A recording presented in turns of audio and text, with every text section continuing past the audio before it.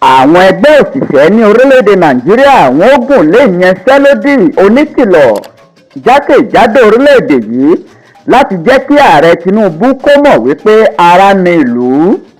Ẹgbẹ́ àwọn òṣìṣẹ́ ní orílẹ̀-èdè Nàìjíríà NLC wọ́n ti kéde wípé àwọn yóò bẹ̀rẹ̀ ìyanṣẹ́lódì oníkìlọ̀ ọlọ́jọ́ 7 péré láti ọjọ́rú ọjọ́ kejì oṣù kẹjọ ọdún 2023 ni ìwọ́de náà àti ìyanṣẹ́lódì náà yóò bẹ̀rẹ̀.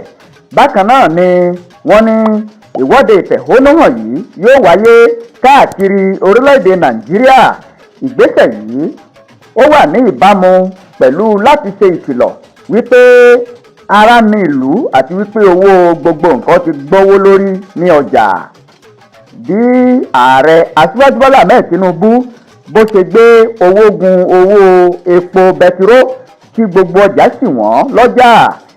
Ìgbìmọ̀ aláṣẹ ẹgbẹ́ NLC nínú àtẹ̀jáde kan tí wọ́n fi léde lẹ́yìn ìpàdé tí wọ́n ṣe ní ọjọ́ 15 oṣù keje ọdún 2023 ni wọ́n ti kéde wípé àwọn yóò bẹ̀rẹ̀ ìwọ́de ní ọjọ́ kejì oṣù kẹjọ.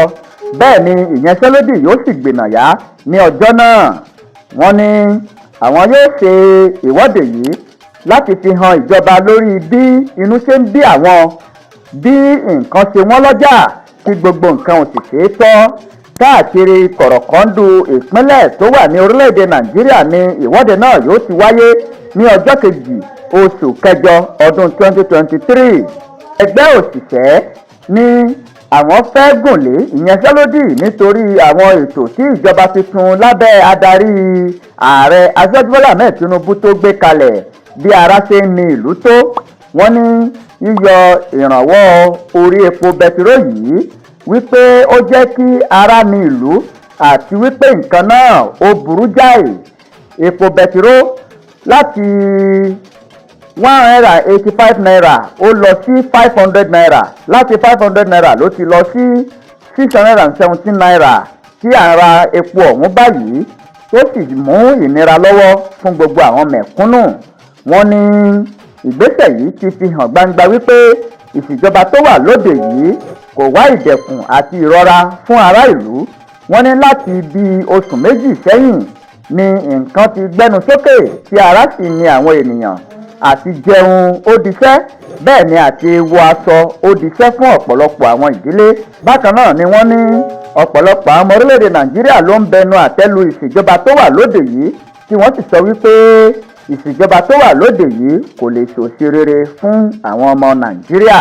Ẹgbẹ́ òṣìṣẹ́ ṣàlàyé pé ìjọba kò pe ìgbìmọ̀ tí wọ́n gbé kalẹ̀ láti jíròrò lórí ọ̀nà tí wọ́n ó gbà fi yanjú wàhálà tó wà níta yìí, ṣùgbọ́n wọ́n ń tẹ̀síwájú láti máa lo idà wọn.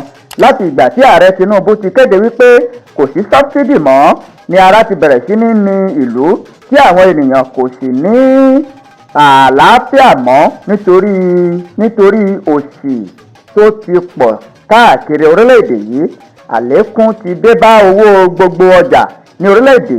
Bẹ́ẹ̀ ni owó àwọn ilé ẹ̀kọ́ tuntun ó tún ti gbówó lórí. Bẹ́ẹ̀ ni àti jẹun gan ó diṣẹ́ fún ọ̀pọ̀lọpọ̀ ìdílé.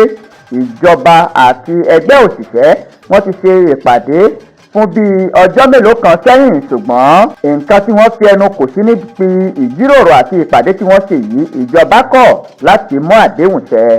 Àmọ́ o, àtẹ̀jáde tí NLC fi síta báyìí ni wọ́n ti gbé ìyanṣẹ́lódì oníkìlọ̀ yìí jáde àti ìwọ́de káàkiri orílẹ̀-èdè Nàìjíríà ní ọjọ́ kejì oṣù kẹjọ tí a bọ́ sí yìí.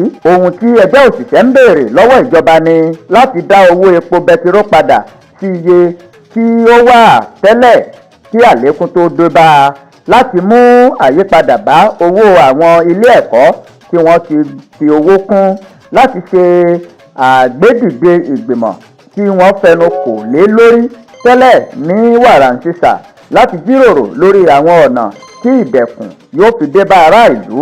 Wọ́n fún ìjọba ní ọjọ́ 7 láti fi ṣe àmúṣẹ gbogbo àwọn ìbéèrè yìí kí ìyanṣẹ́lódì tó bẹ̀rẹ̀.